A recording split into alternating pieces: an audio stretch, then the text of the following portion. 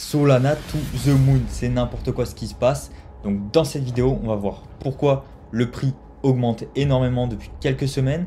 Est-ce qu'il est temps de vendre? Quels sont les signes annonciateurs d'une hausse? On va voir tout ça dans cette vidéo. Pour commencer, le Solana, c'est quoi? C'est une blockchain dit Layer 1, donc ça va être une couche numéro 1 de blockchain, comme par exemple Ethereum, Solana, Avalanche, etc. Il existe des Layer 2, donc des sous-couches principalement sur Ethereum, où on va avoir par exemple Polygon Matic, Arbitrum, Optimist. Donc ça va être des sous-couches d'une première couche, donc Ethereum. Pourquoi il existe ces sous-couches là? Car la blockchain Ethereum est souvent très saturée, les frais coûtent cher, c'est long, etc. Donc on va déporter une partie de l'activité sur ce qu'on appelle des Layer 2. Grosse problématique des Layer 2 qu'on a vu du coup ces dernières semaines et du coup depuis 1 an, 2 ans, malgré en bear market, malgré une perte d'attrait pour les crypto-monnaies, malgré le peu d'activité et des prix bas, et bien sur des Layer 2 on se retrouve à payer des frais vraiment astronomiques. Au début c'était quelques centimes et maintenant on se retrouve à payer peut-être des 20 centimes sur Arbitrum, 2 $ sur Arbitrum, c'est celle que j'utilise le plus, donc voilà, j'ai un retour d'expérience, mais c'est pas possible pour une adoption massive de payer autant de frais. Donc c'est là qu'intervient des Layer 1, des alternatives à Ethereum. Il y en a plein, il y en a eu plein, il y en aura toujours plein qui essayent vraiment de détrôner Ethereum, et sur ces derniers temps, eh bien, on voit bien que Ethereum souffre un petit peu depuis sa migration en Proof of Stake. Eh bien, on a beaucoup quand même de difficultés, malgré qu'on ait une déflation du token. Donc est-ce que Ethereum ne deviendrait pas plutôt une réserve de valeur comme le Bitcoin, plutôt qu'une blockchain qui permet à différents projets de développer des smart contracts, des protocoles, etc. Donc on va étudier le Solana en 3 parties. La première, les news récentes. Ensuite, les revenus qu'ont généré la blockchain Solana. Si on compare à EGLD, malheureusement, c'est une blockchain qui ne fait pas du tout d'argent, qui sont à perte. Et troisième point, au niveau de la tech, je suis détenteur du téléphone Solana. Donc on va parler de tout ça dans cette vidéo.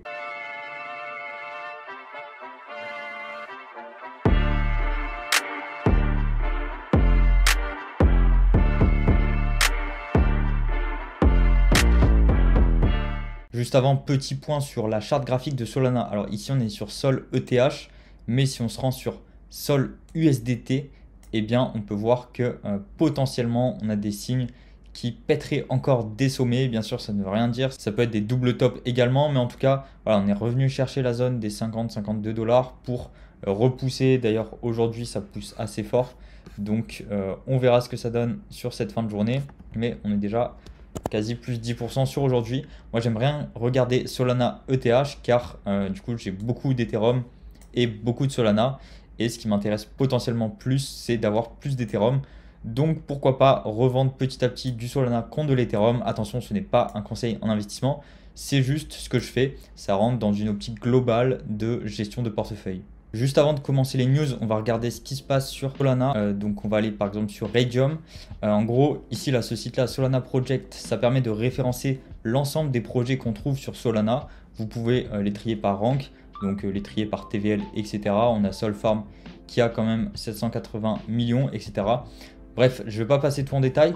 Sachez que moi, j'ai utilisé 1 an et demi, même 2 ans, Orca, Raydium, Serum, donc n'hésitez pas à les utiliser et à changer à chaque fois de protocole. Si jamais il y a des airdrops, c'est toujours hyper intéressant d'avoir des transactions un petit peu partout, d'avoir des éligibilités un petit peu partout.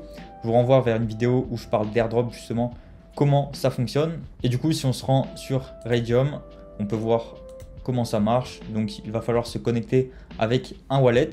Je rappelle qu'on est en finance décentralisée, donc on fait notre propre custody, on gère nos fonds nous-mêmes, et donc on se retrouve sur une interface d'échange décentralisé classique, swap, pool de liquidité, apporter de la liquidité, du stacking, du farming, etc. Attention, ne tombez pas dans l'euphorie d'avoir des gros pourcentages APR, APY ou autres. Je rappelle que les rentabilités en DeFi proviennent généralement des fees collectées sur les liquidités de certaines paires, comme par exemple le Solana USDC.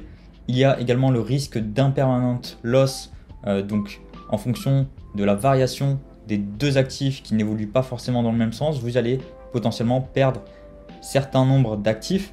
Donc voilà, faites bien des recherches en amont avant d'investir sur des gros pourcentages. On attaque sur la première news qui est le fonds d'investissement Van Eck qui a publié donc un bilan sur le potentiel prix d'un token Solana, de la crypto-monnaie Solana, d'ici 2030.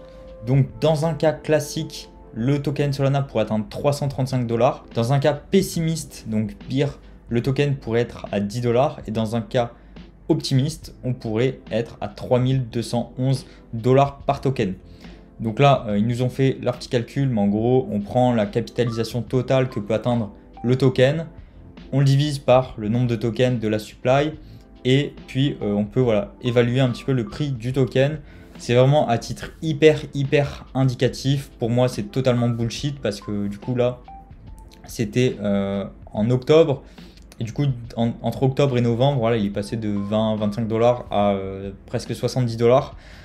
Donc bon, clairement pour moi, c'est bullshit ce genre de calcul. Pour autant, le fait que des gros fonds d'investissement, des grosses personnes parlent justement du Solana, de prix de Solana, ça peut faire FOMO du monde, ça peut ramener aussi des nouveaux investisseurs, ça peut ramener des nouveaux développeurs. Donc ça peut favoriser l'augmentation du développement de la blockchain et de l'activité. Donc c'est toujours hyper bon et hyper intéressant. On a également Cathie Wood, PDG d'Ark Invest, qui déclare: le Solana est plus rapide et plus rentable qu'Ethereum. Merci Cathy, on était au courant. En tout cas, pareil, c'est intéressant que des personnes comme ça font des annonces. Comme ça permet de démocratiser encore plus. Ça peut être à double tranchant, ça peut être aussi, on a l'habitude de dire buy the rumor and sell the news. Donc on achète quand on entend une rumeur et on vend dès qu'il y a la news. Donc quand on a ce genre de news que des grandes personnes se montrent et disent Solana c'est trop bien, faut en acheter, c'est le moment de vendre. Rappelez-vous sur les précédents cycles, ou au moins celui de 2020-2021, où quand BFM TV commençait à parler des crypto-monnaies, Bitcoin il était déjà à 60 000 $. Donc c'est exactement la même chose quand la masse en parle. Généralement c'est un petit peu trop tard. Pour autant voilà, on est sur des prix relativement bas en bear market. Donc ça permet dans tous les cas de démocratiser la crypto-monnaie. Et en plus de ça, Solana, qui potentiellement beaucoup de fonds d'investissement et autres ne sont même pas au courant que Solana existe. On passe maintenant à la partie tech, où là je vais vous montrer la petite trouvaille que j'ai fait. Du coup, c'est le Solana Saga. Il me semble que sur Twitter, le Twitter du Solana mobile qui s'appelle le Solana Saga. Et juste ici, donc il y a quand même beaucoup de followers, il y a beaucoup de personnes qui commencent à s'y intéresser. En tout cas, j'ai été très early là-dessus. Donc ça fait peut-être un peu moins d'1 an, il me semble que c'était en janvier de 2023 où je l'ai commandé. Je l'ai pris directement à 1000 $. Donc c'était le prix de base. Aujourd'hui, il est plutôt aux alentours des 600 $. Mais le gros point positif, c'est que tous ceux qui ont acheté en premier ont eu des airdrops. Donc voilà, un téléphone classique avec empreinte digitale, hyper sécurisé, le wallet Phantom intégré, crypté, etc. Donc un téléphone quand même stylé. Moi je suis plutôt iPhone, donc Android, je m'en fous un petit peu. C'est Android avec une surcouche Solana, on va dire. Mais en tout cas, je l'ai acheté 1000 $ et j'ai été airdroppé à peu près 30 Solana, je dirais. Donc aujourd'hui, 30 Solana, ça représente 2100 $. Donc j'ai investi 1000 $ là-dedans et j'ai gagné 2100 $. Donc je vous renvoie vers ma vidéo où je parle d'airdrop. Ne procrastinez pas sur les airdrops. Des fois, il y a vraiment des tâches hyper simples à faire pour gagner beaucoup d'argent en crypto-monnaie. Cette année, j'ai gagné 30 000 $ environ avec l'airdrop Arbitrum. Récemment, il y a eu l'airdrop Celestia, l'airdrop NFT ZK Sync, l'airdrop Supra Token, tous les airdrops autour du Solana Saga. Et là-dessus, du coup, quand j'ai acheté le téléphone, j'ai pu avoir un Kleinosaur. Donc là, j'avais revendu, il me semble, 25 Solana. Et après, il y avait airdrop genre Bonk, plein de petites applications comme ça qui sont disponibles dans ce qu'ils appellent le Dapp Store. Donc en fait, c'est l'App Store, mais avec la couche Solana. Et là-dessus, on a tous les wallets décentralisés, on a tous les projets en DeFi, on a plein de choses qui permettent de gagner des airdrops vraiment constamment. Ne négligez pas les airdrops, il y a vraiment pas mal d'argent à faire et c'est comme ça que j'ai pu vraiment step up sur mon patrimoine. Au niveau de la tech également, on a petite news, donc là on le voit bien, Solana Pay qui est intégré à Shopify. Je rappelle que Shopify c'est le constructeur le plus connu d'e-commerce, de shop en ligne qui intègre directement le paiement Solana. Donc ça, pareil, ça participe à la démocratisation du Solana et c'est incroyable. C'est comme le téléphone. La dernière grosse innovation qu'il y a eu en crypto-monnaie, avant ça, pour moi, c'était les NFT. Donc là, je parle d'innovation d'un point de vue démocratisation, pas d'innovation d'un point de vue développeur et tech. C'est vraiment comment on touche un maximum de monde. En 2021, 2022, il y avait des personnes qui avaient des NFT qui n'avaient même pas de crypto-monnaie. Parce que ces personnes sont arrivées dans la crypto-monnaie grâce aux NFT. Voilà, c'est la même chose. Les personnes vont arriver sur Solana et dans la crypto grâce à un téléphone. On ne change pas ses habitudes et pour autant, on intègre la dimension crypto dans nos habitudes juste parce qu'on a ça dans notre poche. Donc voilà pourquoi les innovations majeures de démocratisation sont hyper importantes. On a également eu Solana, un partenariat avec Google Cloud et Amazon Web Services. Donc voilà, on a quand même Solana qui pousse pas mal et on voit beaucoup de choses arriver. Et il me semble que le nombre d'adresses actives sur Solana, il me semble qu'il a dépassé même celui d'Ethereum, mais c'était hyper intéressant. Et dernier point, la blockchain Solana fait quand même pas mal d'argent car on a eu un revenu de 28 millions de dollars généré en octobre grâce à la vente de NFT. C'est vraiment incroyable d'un point de vue blockchain. Si on prend un peu l'opposé EGLD, Multiverse X maintenant, eh bien ce projet il fait vraiment zéro argent. Pour moi il y a beaucoup de marketing pour rien. Pour autant le Solana c'est vraiment un projet Layer 1 qui peut potentiellement remplacer un Ethereum. Donc dernier point, est-ce que c'est le moment de vendre ces Solana? Je ne suis pas conseiller en investissement. En tout cas, moi, ce que je fais, vais potentiellement en revendre encore. J'avais revendu vers les 39 $. C'était ici, il me semble, vers le pic. Enfin, par là, quoi. Pour aller sur de l'Ethereum. Donc, en soi, je ne l'ai pas vendu à 39 $. Début novembre, je l'ai vendu plutôt à 0,22 Ether pour aller sur, du coup, de l'Ethereum. C'est pareil, là, si je vends mes Solana, ça serait pour aller sur de l'Ethereum qui, pour moi, a bien sous-performé. Donc là, je vous parle d'un point de vue swing trading, semi-investissement. Mais en tout cas, voilà, c'est mon propre avis. Faites vos propres recherches. Ce n'est pas un conseil en investissement.